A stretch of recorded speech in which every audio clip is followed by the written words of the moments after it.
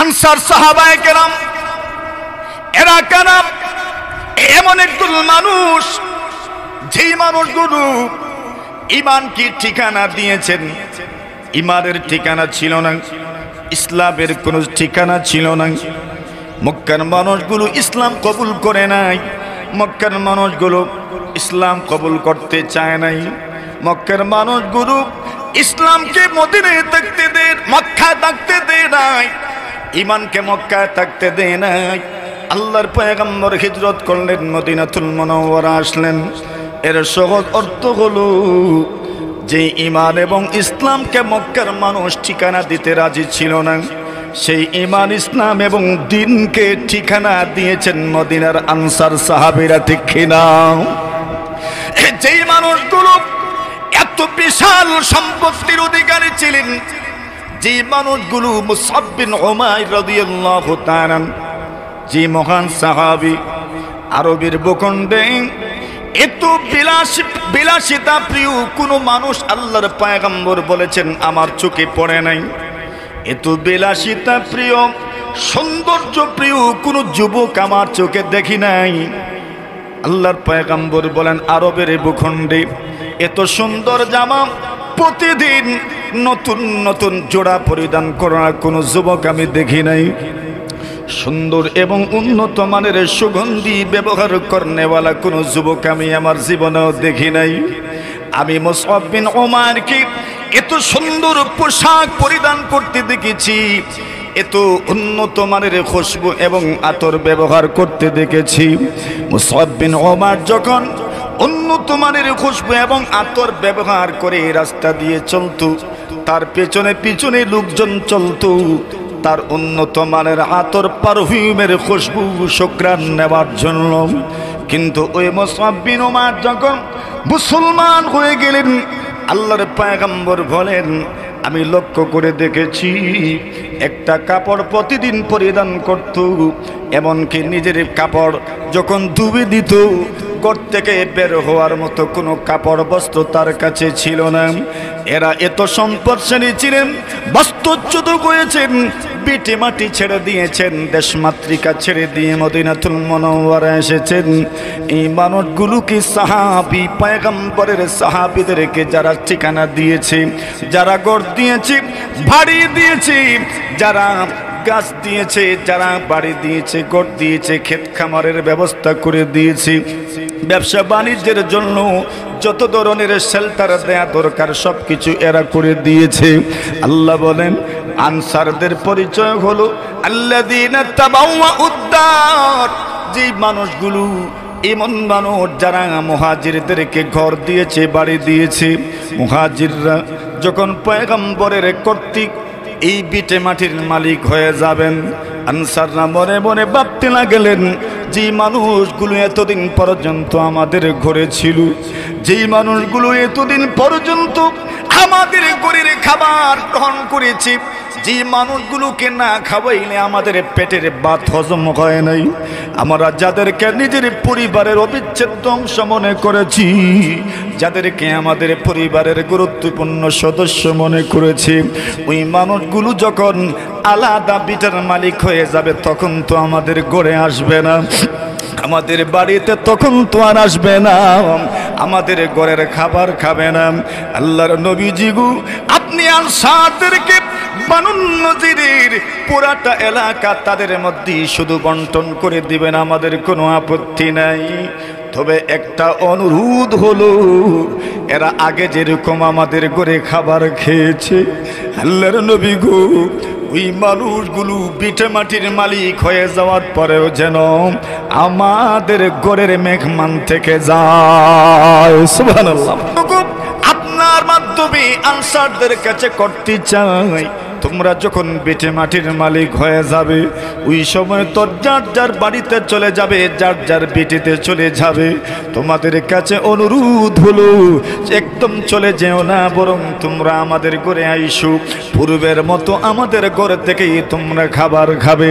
এমনকি নবীজির মেজবান আবু আইয়ুব আনসারী রাদিয়াল্লাহু তাআলা আনহু, পয়গম্বরের যখন আলাদা জায়গা হয়ে গেল, মসজিদে নববী যখন নির্মাণ হয়ে গেল, আল্লাহর পয়গম্বরের জন্য হুজরা যখন বানানো হইল, যারা মসজিদে নববীতে গিয়েছেন, যেই দিক থেকে পয়গম্বরের রওজায়ে সালাম জানানো হয়, ওই যেখানে নবীজির কবর, এই জায়গাটাই তো আয়েশা সিদ্দিকা রাদিয়াল্লাহু তাআলা আনহার ঘর।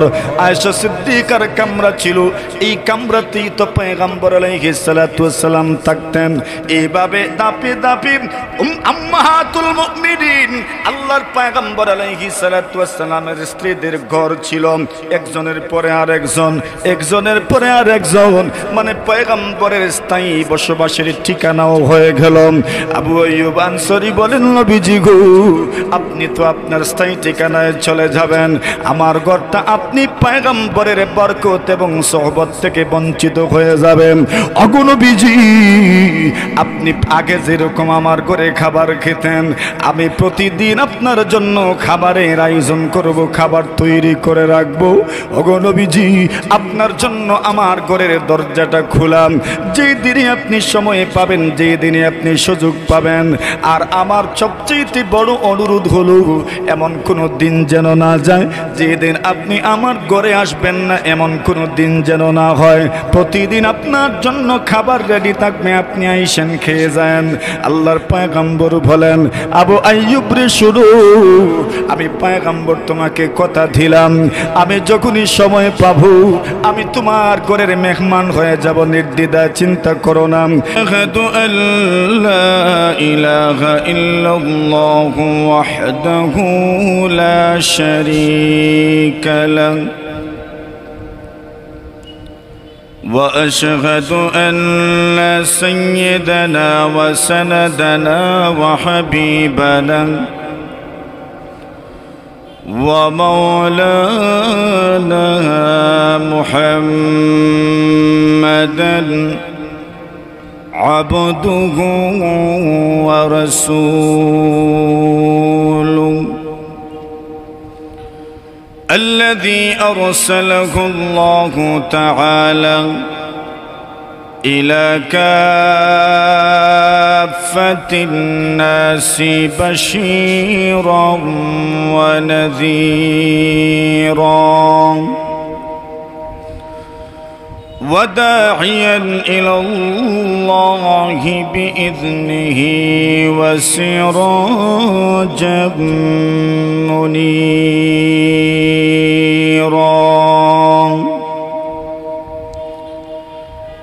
أما بعد فأعوذ بالله من الشيطان الرجيم. بسم الله الرحمن الرحيم.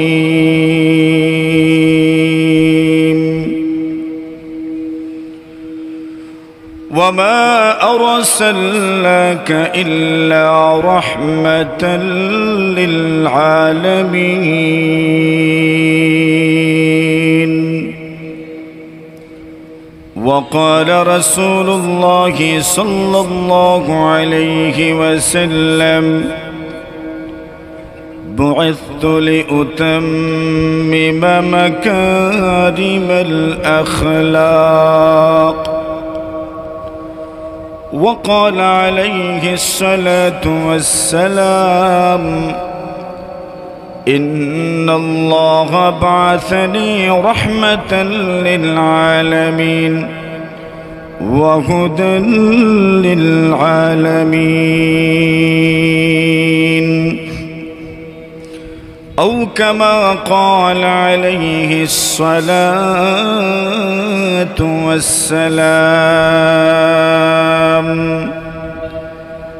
آمنت بالله صدق الله مولانا العظيم وصدق رسوله النبي الكريم ونحن على ذلك لمن الشاهدين والشاكرين والحمد لله رب العالمين. صلى الله على سيدنا ومولانا محمد وعلى آله وأصحابه وسلم. لا إله إلا الله لا إله إلا الله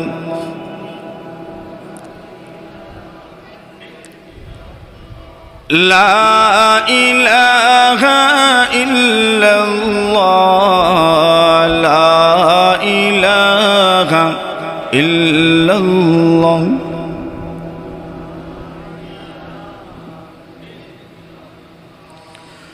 मोमिन जुफेदा नक़श कफ़े पाए नबी हो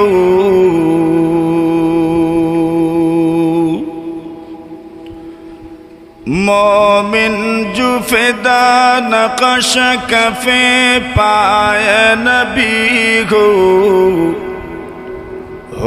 ज़ेर कदम आज भी आलम का खजीना हो ज़ेर कदम आज भी आलम का खजीना.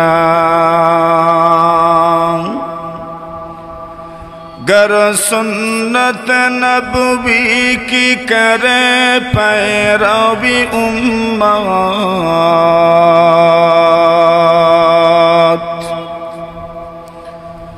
गर सुन्नत नबवी की करे पैरवी उम्मत तूफ़ान से निकल जाएगा फिर उसका सफीना तूफ़ान से निकल जाएगा फिर उसका सफीना. आशिक़ों को बेरादर शहंशाह दो आलम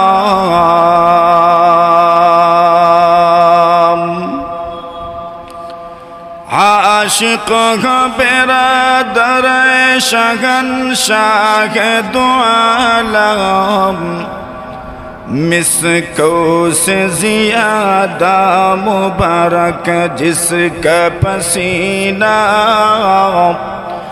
मिस्को से ज़ियादा मुबारक जिसका पसीना.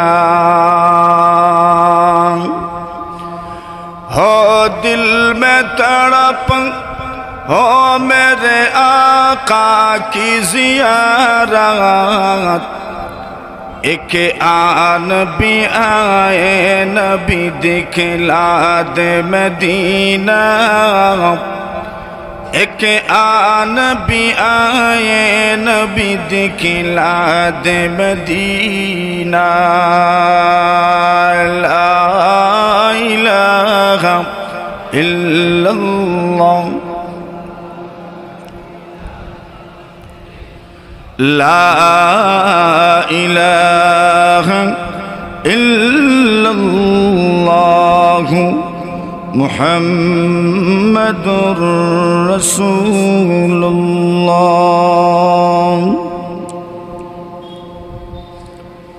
ঐতিহ্যবাহী সংগঠন আল হিলাল যুব পরিষদের উদ্যোগে আয়োজিত সিরাতুন নবী সাল্লাল্লাহু আলাইহি ওয়াসাল্লাম মাহফিল মোবারক আয়োজনের মানিত সভাপতি আমাদের অত্যন্ত প্রিয়জন হযরত মাওলানা হাফিজ মাহমুদুর রহমান ইমরান সাহেব হাফিজাহুমুল্লাহ ইমাম ও খতিব উত্তর বাজার জামে মসজিদ কুলাউড়া মুহতামিম ঐতিহ্যবাহী দ্বীনী প্রতিষ্ঠান আহমদাবাদ মাদ্রাসা উপস্থিত হযরত উলামায়ে কেরাম মুরব্বিয়ান সাহেবান যুবক ভাইরা পর্দার আড়ালে অবস্থানরত অত্যন্ত শ্রদ্ধেয়া সম্মানিতা মা ও বোনেরা, আল্লাহ পাক রব্বুল আলামিনের অসংখ্য অগণিত শুকরিয়া আদায় করছি যে মহান আল্লাহ পাক আজকের এই মোবারক আয়োজনে সিরাতুন নবী সাল্লাল্লাহু আলাইহি ওয়াসাল্লামের বরকতপূর্ণ আয়োজনে আমাদেরকে উপস্থিত হওয়ার তৌফিক দান করেছেন। এজন্য আমরা সকলেই শুকরিয়া আদায় করছি, আলহামদুলিল্লাহ। কিয়ামতের কঠিন ময়দানে আল্লাহ তাআলা যদি জিজ্ঞাসা করেন কি নিয়ে এসেছো, সব কিছু তো আর সব সময় উপস্থাপন করা যায় না। তো বান্দা যদি এক শব্দে বলে দেয় যে শুনেছিলাম কুলাউড়া ডাকবাংলা মাঠে আপনার নবীর জীবনী নিয়ে আলোচনা হবে, তো আপনার নবীর মহব্বতে সেখানে বসে গিয়েছিলাম, বলা যায় না এই রাসূলের শাফাআতই তো আমরা চাই, বলা তো যায় না ওই এক উসিলাই তো বেড়া পার হয়ে যেতে পারে। আলহামদুলিল্লাহ বলেন, সবাই বলেন, আরেকবার বলেন, জোরে সোরে বলেন। তো এটা কি আমাদের জন্য পরম সৌভাগ্য নয়? যারা এই সুযোগ আমাদেরকে করে দিলেন, আমরা তাদেরকে অন্তরের অন্তঃস্থল থেকে কৃতজ্ঞতা জ্ঞাপন করছি, মোবারকবাদ জানাচ্ছি। আমরা দোয়া করছি তাদের জন্য, আল্লাহ তাআলা তাদের জীবনকে যেন সুন্দর করে সাজিয়ে দেন বলে আমিন। আমরা যারা উপস্থিত হয়েছি আমাদের জীবনটাকেও যেন আল্লাহ পাক গুছায়া দেন, আমিন বলে। এই দুনিয়াতে আমাদের কত অগোছালো জীবন, প্রত্যেকেই যার যার জীবনে কত পেরেশানির মধ্য দিয়ে যাচ্ছে জীবনটা। তো আল্লাহ তাআলা যেন আমাদের জীবনের সব পেরেশানি দূর করে দেন। মহানবী হযরত মুহাম্মদ সাল্লাল্লাহু আলাইহি ওয়াসাল্লামের জীবন, তার সিরাত এত বিশাল, যেখান থেকে সারা পৃথিবীর মানুষ যদি একসাথে আলোচনা শুরু করে না, পৃথিবীর পুরা ব্যাপ্তি যতদিন থেকে পৃথিবী আছে, যতদিন থাকবে, ততদিন পর্যন্ত যদি রাসূলের সিরাতের বিভিন্ন দিক থেকে আলোচনা করেন, তাহলে রাসূলের সিরাতের আলোচনা শেষ হবে না। মহানবী সাল্লাল্লাহু আলাইহি ওয়াসাল্লাম এমন কোনো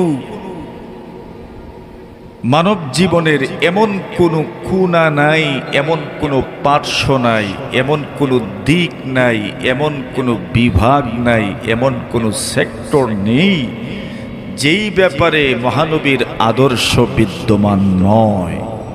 মানে সর্বোপরি রাসূলের আদর্শ এমনভাবে পরিব্যাপ্ত, একজন মানুষ যতই উপরে উঠে যাক না কেন, আরেকজন মানুষ যতই তলানিতে থাকুক না কেন, প্রত্যেকের জন্য রাসূলের জীবনে আদর্শ রয়েছে, ঠিক না? আমরা এক আয়াত সবসময় শুনি, আল্লাহ বলছেন লাকাদ কানা লাকুম ফি রাসূলিল্লাহি উসওয়াতুন হাসানা, তোমাদের জন্য রয়েছে নবীর জীবন আদর্শে, নবীজির জীবনে, নবীজির চরিত্রে, নবীজির আদর্শে, নবীজির পুরা জিন্দেগিতে সবার জন্য রয়েছে উত্তম আদর্শ। এখন যদি কেউ প্রশ্ন করেন নবীজি, আমরা আমাদের সমাজে যারা সালিশ বিচারে যান, এখানে যারা আছেন মুরব্বী অথবা যারা নতুন এই লাইনে এসেছেন, সালিশের লাইন, যদি কেউ জিজ্ঞাসা করেন যে সালিশের লাইনে রাসূলের জীবন থেকে কি আদর্শ আমি গ্রহণ করতে পারি, মানে রাসূল কি তার জীবনে সালিশি কাজ করেছে, তো আপনি দেখবেন রাসূলের জিন্দেগিতে সালিশি এমনভাবে রাসূল করেছেন, কত ব্যাপারগুলো রাসূল সালিশে শেষ করে দিয়েছেন।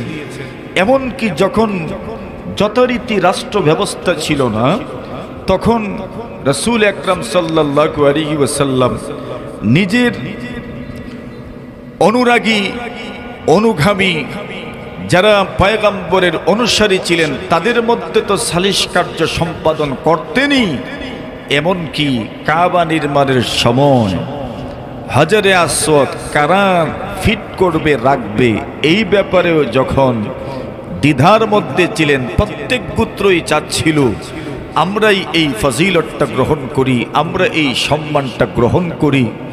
তখন সকলেই সিদ্ধান্ত নিয়েছিলেন মুহাম্মদ যেই সিদ্ধান্ত দিবেন সেই সিদ্ধান্তই চূড়ান্ত সিদ্ধান্ত হবে। এরা কারা মেনেছিল?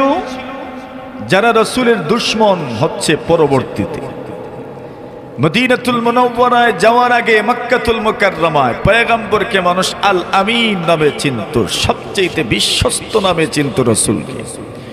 মানুষের আমানত রাসূলের কাছে রাখত।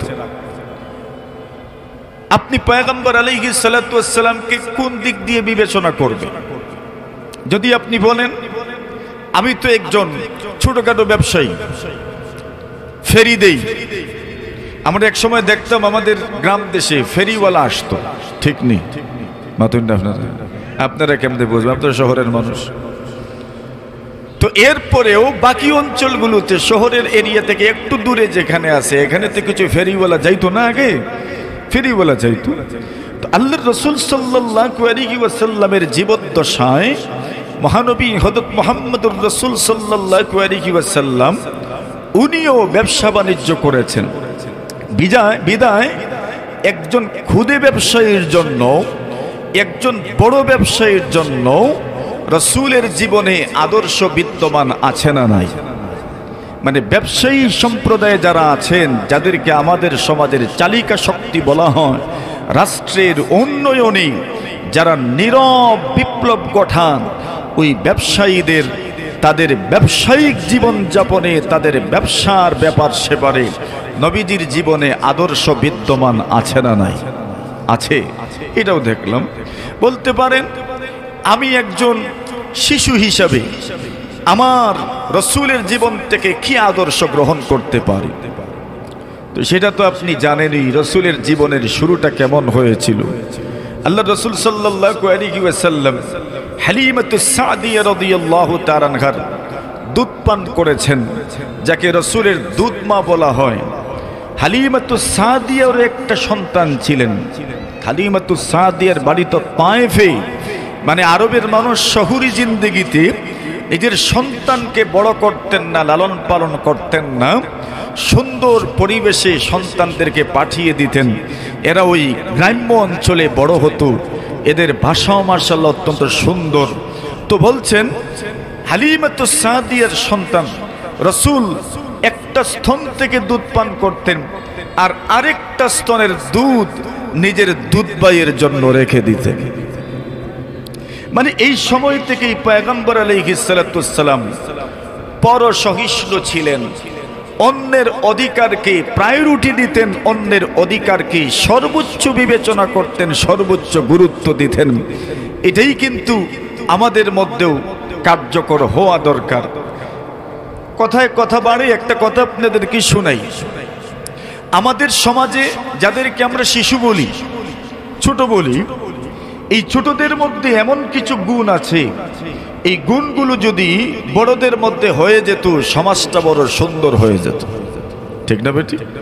মনে করেন আমাদের সমাজে যাদেরকে আমরা শিশু বলি, দেখবেন তাদের রিজেকের ব্যাপারে কোনো টেনশন নাই। না আছে? 2 বছর, 3 বছর, 4 বছর, 5 বছর, 6 বছর, 7 বছর, 8 বছর, 9 বছর, 10 বছর, এদের রিজেকের ব্যাপারে কি খাইবে না খাইবে কোনো টেনশন আছে এর জীবনে? বলে আসবে কোথা থেকে? মানে এরা জানে আসবেই, দিবেন কে? আরে বলেন কে দিবেন? এটা ছোটদের গুণ, ছোটদের মধ্যে এই গুণটা আছে। বলছেন এই গুণ যদি বড়দের মধ্যে পাওয়া যেত তাহলে সমাজটা সুন্দর হয়ে যেত। এর অর্থ হচ্ছে ছোটরা যেভাবে নিজের জীবনকে আল্লাহর উপর ভরসার মধ্যে রাখে, সে জানে আসবে, সে জানে কি। কিন্তু আমরা যত বড় হই তখন আমরা জানি ভাইব না মনে হয় আমাকেই হাত পা নাড়তে হবে। আর কথা বলেন ঠিক না ঠিক? অথচ আল্লাহ কি বলছেন?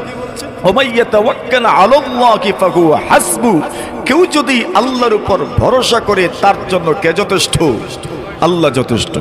আসেন, ছোটদের আরেকটা গুণ হচ্ছে এরা দেখবেন খাইতে যখন বসে তখন একজন একজনে বসে না, সবাই মিলে বসে। আপনারা সবাই কি মিলে বসে? দেখবেন এদের একটা লাইন আছে, গুল হয়ে বসে। আবার শুধু লাইন হয়ে বসে যে এমন না, আমাদের পরিবারগুলোর সন্তানদেরকে তো খাওয়াইতে হইলে একজনের দেখাইয়া আরেকজনের খাওয়ানি লাগে। আপনারা মানে যখন সে দেখবে আরেকজন খাচ্ছে তখন সে নিজেও খাবে। কিন্তু এখন বলেন, ওই গুণটা যদি আমাদের বড়দের মধ্যেও চলে আসতো, আমরাও যদি সকলে মিলেমিশে খানা গ্রহণ করতাম, তো মহব্বত বাড়তো না কমতো? বাড়তো। ছোটদের এই গুণটাও যদি আমাদের মধ্যে চলে আসতো, তাহলে আমাদের মধ্যে মিল মহব্বত, আমাদের সামাজিকতা, আমাদের পারিবারিক জীবনটা আরো সুন্দর হতো। আচ্ছা দেখেন, ছোটদের আরেকটা গুণ আছে, এরা দেখবেন যদি অসুস্থ হয়, কি হয়? অসুস্থ যখন হবে তখন আল্লাহর উপর তাদের কোনো অভিযোগ থাকে না, নাকি থাকে? আমরা যখন অসুস্থ হয়ে পড়ি তখন অভিযোগ ডাইরেক্ট কার উপর? না, আমরা বলি আল্লাহ খালি আমারই দেখুন, আর কেউ দেখুন না। এদের কোনো অভিযোগ নেই, এদের কোনো অভিযোগ নেই। বলছেন ওই গুণটা যদি বড়দের মধ্যেও পাওয়া যেত, যে যা হচ্ছে আল্লাহর পক্ষ থেকে হচ্ছে, কোনো অভিযোগ নাই, কোনো অনুযোগ নাই, তাহলে আমার জীবনটা আরো সুন্দর হয়ে যেত, ঠিক না? ছোটদের মধ্যে আরেকটা গুণ আছে, এরা যখন ঝগড়া করে, কি করে? ঝগড়া হয় না এদের মধ্যে? যখন এদের মধ্যে ঝগড়া হয়, দেখবেন এই মাত্র ঝগড়া হয়েছে, আধা ঘন্টা পরে দেখবেন দুজনের মধ্যে মিল হয়ে গেছে। আপনারা আর আমরা যখন বড় হয়ে যাই, ঝগড়া যদি একবার হয়ে যেতে পারে, কি মনে করেন সারা জীবন লইয়া টান দেয়? শুধু নিজের জীবন না, নিজের ছেলের জীবন, নিজের নাতির জীবন, এর ঘরের জীবন, প্রজন্ম থেকে প্রজন্মান্তরে এই ঝগড়ার প্রভাব রয়ে যায়। কিন্তু ছোটদেরকে আপনি দেখুন, এইমাত্র ঝগড়া করে আধা ঘন্টা পরেই তাদের ঝগড়া শেষ, দেখবেন মিলে গেছে। আবার উঠে তুমি আমারে মারো, ঠিক না বেটি? শেষ অভিমান বলছে আমি তোমার আর মারবো না, অভিমান শেষ হয়ে গেছে। দেখেন এই গুণটা যদি বড়দের মধ্যেও পাওয়া যেত, তাহলে আর তো কোনো আদালতে মামলা লইয়া আর পুলিশ স্টেশনে মামলা নিয়ে আসার দরকার ছিল না, ঠিক না বেটি? ওই ছোটদের গুণটা যদি বড়দের মধ্যে চলে আসতো। কিন্তু দুঃখের ব্যাপার, যখন আমরা বড় হয়ে যাই তখন ইগো এমনভাবে খুট করে আমাদের ভিতরে ভরে দেওয়া হয় যে আমরা আর কারো ছায়াটা পর্যন্ত সহ্য করতে পারি না, ঠিক না? মেরে মুহতারাম হাজিরিনে কেরাম, তো আমরা বলছিলাম পয়গম্বর আরবি আলাইহিস সালাতু ওয়াস সালামের শিশুকালটা এমনই ছিল। নবী আকরাম সাল্লাল্লাহু আলাইহি ওয়াসাল্লাম ছোট অবস্থায় কাউকে কষ্ট দিতেন না। আল্লাহর রাসূল সাল্লাল্লাহু আলাইহি ওয়াসাল্লাম কারু বড়দের প্রতি জীবনেও তো বেয়াদবি করেননি, কাউকে কষ্ট দেন নাই। আমাদের ছোটদের জন্য নবীর জীবন থেকে সেই আদর্শটা গ্রহণ করা দরকার। আসেন, নবী আকরাম সাল্লাল্লাহু আলাইহি ওয়াসাল্লাম কারু ছেলেও তো ছিলেন, আব্দুল্লাহর ছেলে ছিলেন।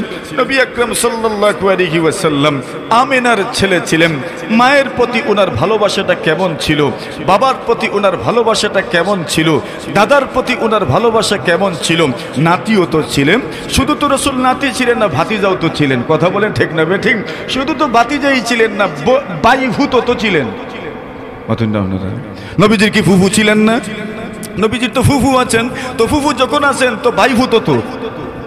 তো আপনি যদি এই দিক থেকে বিবেচনা করেন তো দেখবেন একজন আদর্শ ভাইভূত হচ্ছে মহানবী মুহাম্মদুর রাসূলুল্লাহ সাল্লাল্লাহু আলাইহি ওয়াসাল্লাম। নবীজির ঘরে, আব্দুল্লাহর ঘরে, আমিনার ঘরেও একজন সেবিকা ছিলেন যাকে উম্মে আইমান বলা হতো। উম্মে আইমান বলা হতো, যার নাম ছিল বারাকা। এত কালো ছিলেন, এত কালো ছিলেন, উনি সাউদা একদম কালো ছিলেন। ওই উম্মে আইমান ঘরের এই পরিচারিকার সাথে রাসূলের ব্যবহারটা কেমন ছিল।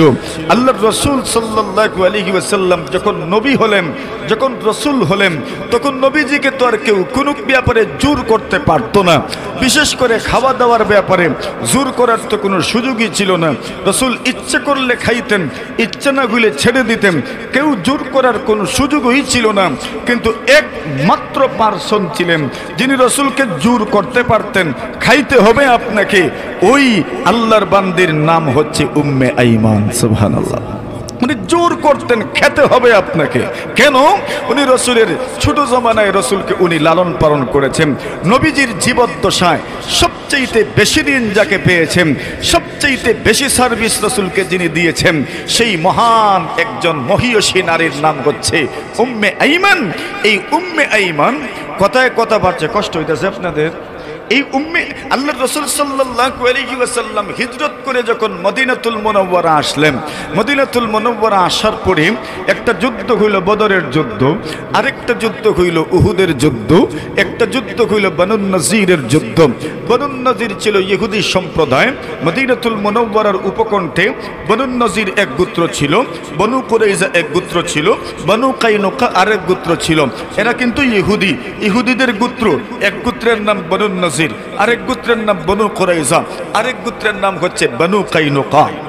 বনু নজিরের সাথে যখন যুদ্ধ হইল, এই যুদ্ধের পরে বনু নজির যখন নিজের এলাকা ছেড়ে চলে গেল, এটাই ছিল মদিনা রাষ্ট্রের সংবিধান অনুযায়ী সেই সময়ের সিদ্ধান্ত যে মদিনা রাষ্ট্র আপনাদেরকে ছেড়ে যেতে হবে। এটা ছিল তাদের চুক্তি অনুযায়ী, তাদের দস্তখত অনুযায়ী, তাদের স্বাক্ষর অনুযায়ী মদিনা রাষ্ট্রের লিখিত সংবিধান, মদিনা সনদের সিদ্ধান্তের ভিত্তিতেই রসুল এটা করেছেন। মদিনা ছেড়ে আপনাদেরকে চলে যেতে হবে। মদিনা ছেড়ে যখন ওনারা চলে গেলেন, এতদিন পর্যন্ত আনসার সাহাবায়ে কেরাম যারা ছিলেন, এরা মুহাজিরদেরকে থাকার ঘর দিয়েছেন, জায়গা পর্যন্ত দিয়েছেন, এরা এখানে থাকতেন। এমনকি মদিনায় তো খেজুর চাষি বেশি হইতো, খেজুর গাছ হইতো বেশি ছিল। যারা মুহাজির মক্কা থেকে হিজরত করে মদিনায় এসেছেন, এদের তো বসত পিঠা সব মক্কাতুল মুকাররমায় রয়ে গেল। এখন মদিনায় আসার পরে এদের তো আর কোনো গাছগাছালি নাই, এদের তো কোনো খেজুর গাছ নাই, তো এদের কি সন্তানদের কি খেজুর খাওয়ার মন চায় না? তো এটার সমাধান কেমনে দিলেন দেখেন না। আমাদের সমাজে আপনার গাছের নিচে যদি অন্যের বাড়ির একজন চলে আসে, তো নিজের বাড়ির যারা আছে এরা কি থাকতে দেয়? কি করে? যা যা এখান থেকে যা। সে যদি এবার কান্নাকাটি করে কইতে পারে, কিছু সুন্দর করে কইব, আচ্ছা দিলা একটা, আর কথা কোন ঠিক না বেটি? এটা তো ছোটদের নেচার, এটাই তাদের প্রকৃতি। মাশাআল্লাহ। এখন আনসার সাহাবায়ে কেরাম করলেন কি? ওনারা বললেন, ইয়া রাসূলুল্লাহ, কোনো টেনশন নাই, নবীজিকে পর্যন্ত ওনারা কয়েকটা খেজুর গাছ নির্ধারণ করে দিয়েছেন। রাসূল, এই খেজুর গাছগুলো থেকে আপনি খেজুর খাবেন। সুবহানাল্লাহ। আনসারি এক সাহাবী নবীজিকে আলাদা খেজুর গাছ নির্ধারিত করে দিয়েছেন। রাসূল, এই খেজুর গাছ থেকে আপনি খেজুর খাবেন। মানে রসুলকে তো সবাই দিচ্ছেই, এরপরেও নির্ধারিত করে দেওয়া হয়েছে ওই খেজুর গাছ থেকে আপনি খেজুর খাবেন। বাকি সব মুহাজির সাহাবায়ে কেরাম যারা, এদেরকেও নির্ধারিত করে দেওয়া হয়েছে আপনি এই খেজুর গাছ থেকে খেজুর খাবেন, আপনি ওই গাছ থেকে খেজুর খাবেন। বনু নজিরের এলাকা যখন বিজিত হইল, এখানে খেজুর গাছও আছে, এখানে জায়গা জমিনও আছে। আল্লাহর রাসূল আনসারদের কাছ থেকে সিদ্ধান্ত নিলেন, বনু নজিরের এই যুদ্ধে মুহাজিররাও অংশগ্রহণ করেছেন, আনসার যারা এরাও অংশগ্রহণ করেছেন। মুহাজির আর আনসার বুঝেন তো আপনারা?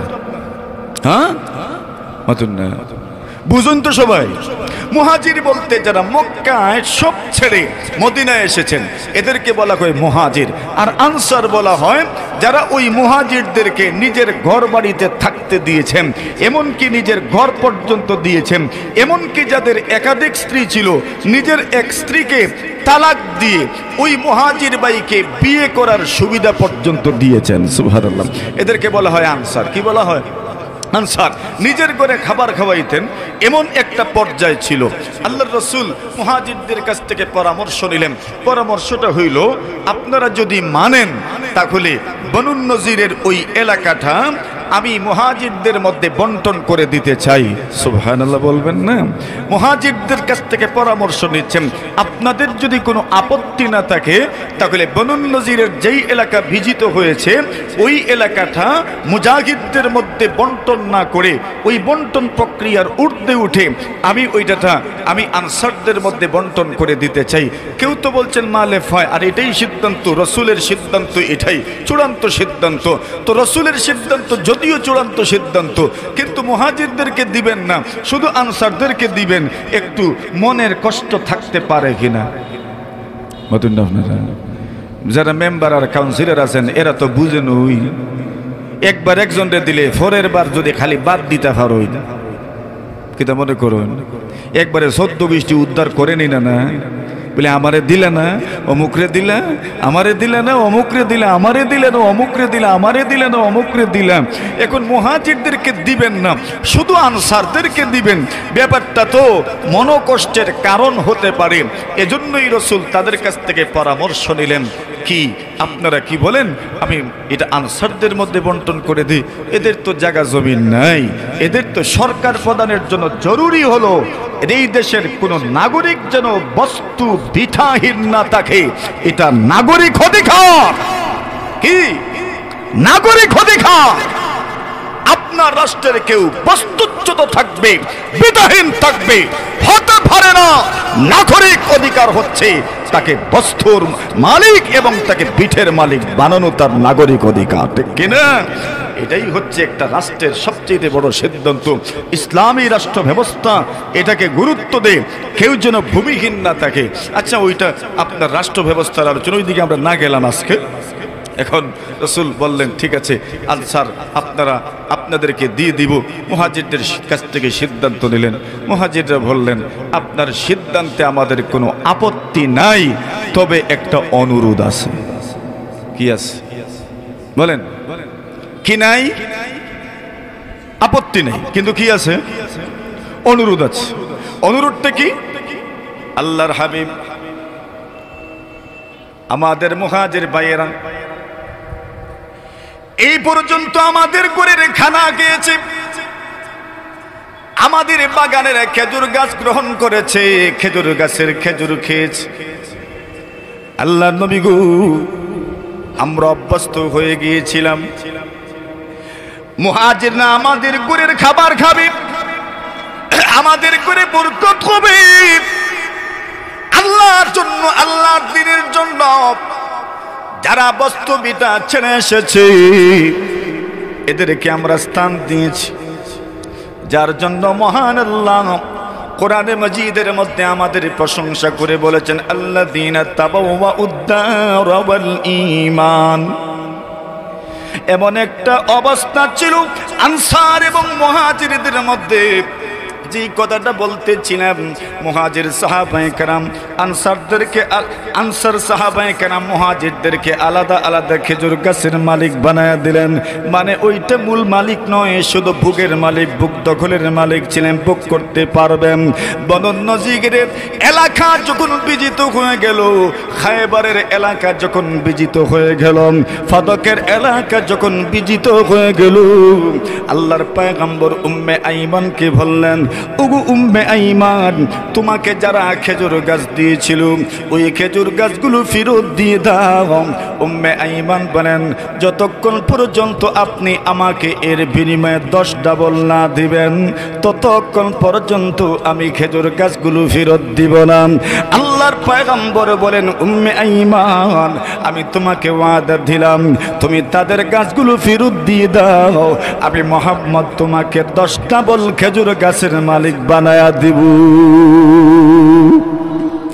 আমি বলতেছিলাম, পয়গম্বর আরবি সাল্লাল্লাহু আলাইহি ওয়াসাল্লাম ঘরের পরিচারিকার সাথে পয়গম্বরের সম্পর্কটা কেমন ছিল?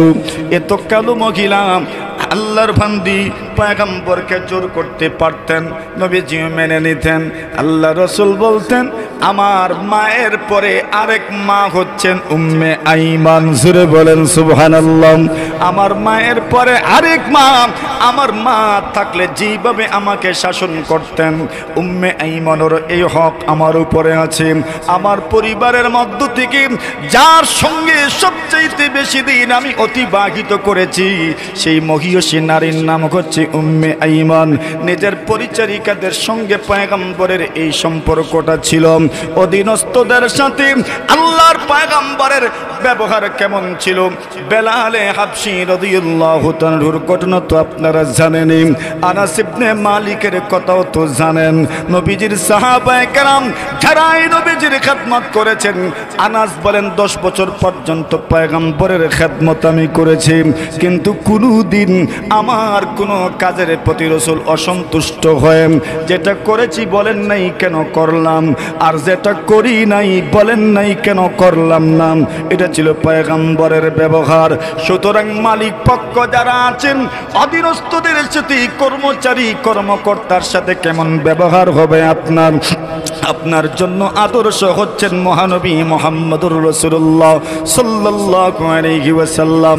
মানে যারা উচ্চ পদস্থ আছেন, যারা নিম্ন কর্মকর্তা আছে, এদের সাথে কেমন ব্যবহার হবে। আপনি যদি এই আদর্শটা পয়গম্বরের জীবন থেকে গ্রহণ করতে চান, আছে না নাই? আরে বলেন, জোরে বলেন, আছে না নাই? এটা তো গেল। এইভাবে কিভাবে গ্রহণ করবেন?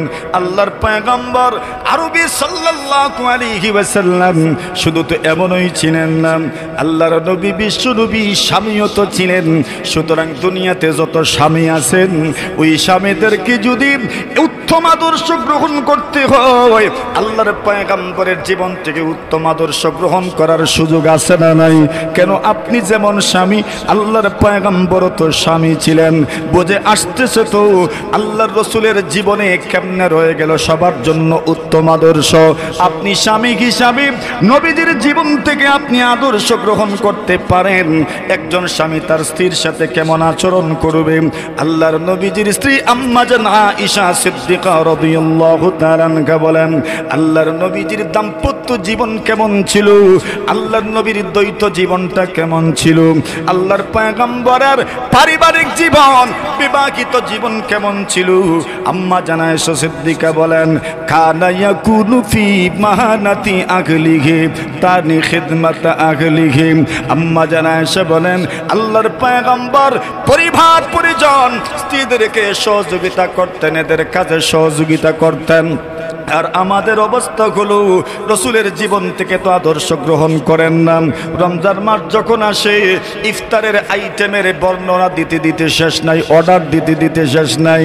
নিজে শুধু অর্ডার দিতে জানেন, পরিবার কি একটু সহযোগিতা করবেন এই গরজ আমাদের কারো নাই। জোরে বলেন ঠিক কিনা? অথচ আম্মা জান বলেন, আল্লাহর পয়গম্বর নিজের পরিবার পরিজনকে কাজে সহযোগিতা করতেন। আল্লাহর নবীজি সাধারণ জনগণের সাথে পয়গম্বরের আচরণ কেমন ছিল। সাধারণ জনগণ বলতে এই কথাটা বোঝানোর জন্য আগে তো বলতে হবে, সাধারণ জনগণ বলতে তো বোঝা যায় পয়গম্বর রাষ্ট্রনায়ক ছিলেন। সুতরাং দুনিয়ার রাষ্ট্রনায়করা যদি আল্লাহর পয়গম্বরের জীবন থেকে আদর্শ গ্রহণ করতে চায়, প্রধানমন্ত্রীর আদর্শ আসেনি নবীজির জীবনে। আপনি আল্লাহ তো বললেন, লাকাদ কানা লাকুম ফি রাসূলিল্লাহি উসওয়াতুন হাসানাহ। নবীর জীবনে সবার জন্য উত্তম আদর্শ রয়েছে। আমরা তো জানি এই পৃথিবীতে যারা যে রাষ্ট্রে বসবাস করে, আপনার রাষ্ট্রে একজন রাষ্ট্রপতি আছেন যিনি ফার্স্ট নাগরিক, প্রথম ব্যক্তি, প্রথম অভিভাবক। আর একজন হচ্ছেন প্রধানমন্ত্রী। আরো মন্ত্রী পরিষদ যত বড় হবে, মন্ত্রীদের আরো বিভাগ বাড়তে থাকবে। আরো যত কর্মচারী কর্মচারীরা দুনিয়াতে আছে, পয়গম্বর আলাইহিস সালাতু ওয়াস সালামের জীবদ্দশায় রাষ্ট্রপতির আদর্শ আছে কিনা, নবীর জীবদ্দশায় একজন প্রধানমন্ত্রীর আদর্শ আছে কিনা। আপনাদের কুলাউড়া শহরেও মেয়র ছিলেন। আগামী দিনেও যখন নির্বাচন হবে, তখন মেয়ররা আসবেন। আল্লাহর নবীজি সাল্লাল্লাহু আলাইহি ওয়াসাল্লামের জীবন আদর্শ থেকে একজন মেয়রের আদর্শ গ্রহণ করা যাবে কিনা। এই দুনিয়াতে কত মানুষের নাম তো এমনও পাওয়া যায় যারা বিভিন্ন শহরের প্রতিষ্ঠাতা, বিভিন্ন শহর যারা প্রতিষ্ঠা করেছেন। আল্লাহর নবীর জীবন থেকে শহর প্রতিষ্ঠাতার আদর্শ পাওয়া যাবে কিনা। আল্লাহর পয়গম্বর আলাইহিস সালাতু ওয়াস সালাম মদিনাতুল মুনাওয়ারা যখন প্রবেশ করলেন, ওই শহরটা ছিল তখন ইয়াসরিব নামে।